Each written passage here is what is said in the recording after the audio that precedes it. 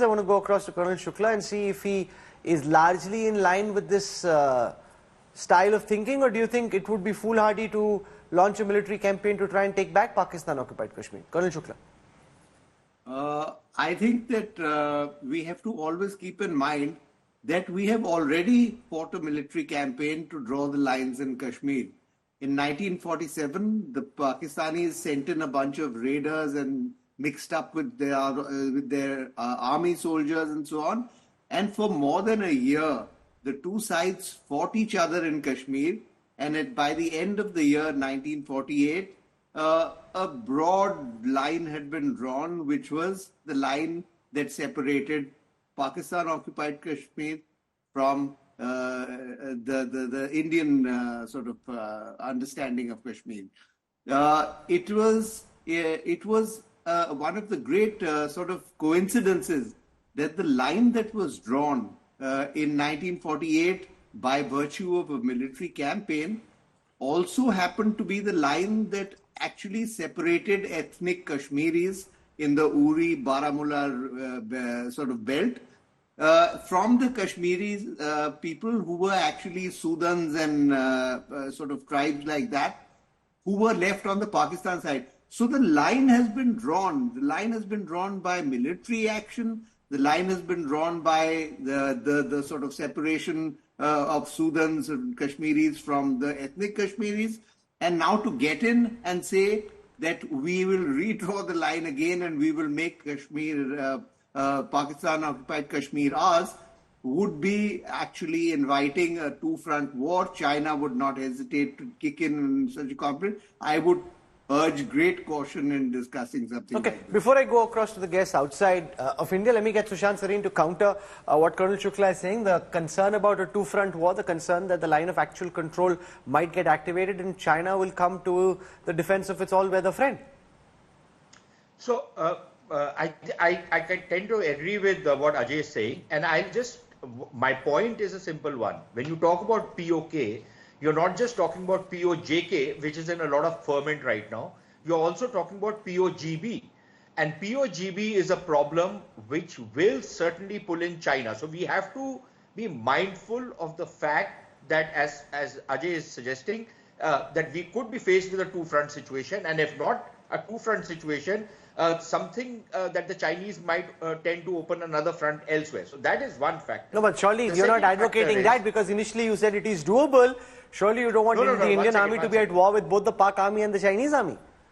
No, 1 second. I said that if you plan and you want to have a war, you cannot get PoK without a war. It will be an extremely difficult terrain and you cannot ignore the nuclear factor. And then I was raising my finger to tell you that there is also the China factor to consider. So I was going to bring in the China factor and miss that out. Okay, so let me put that question then to General Dhillon and see how he responds to this, because the reality is, especially given their economic interest now in Gilgit-Baltistan, the concern that if the Indian army were to go in, the Pak army, we're pretty certain we can deal with. If it's both the Pak army and the PLA, then that's a whole different ball game than we are suddenly confronted with. Rahul, exactly the point I made. I said comprehensive national power, and I did say diplomatic powers in that. In 1971 war, when Bangladesh was being liberated, the USA 7th Fleet was kept at bay because of our diplomatic relationship with then Soviet Union. So diplomatic effort is going to play a major role in all these things, and diplomatic efforts will ensure, if and when we go for this operation, that we fight one front war. How can you be so sure? Comprehensive national power, which so how can you be so sure? Because the US or any of our Western allies would not want you to go to war. They'd advise against opening fire and trying to move into PoK.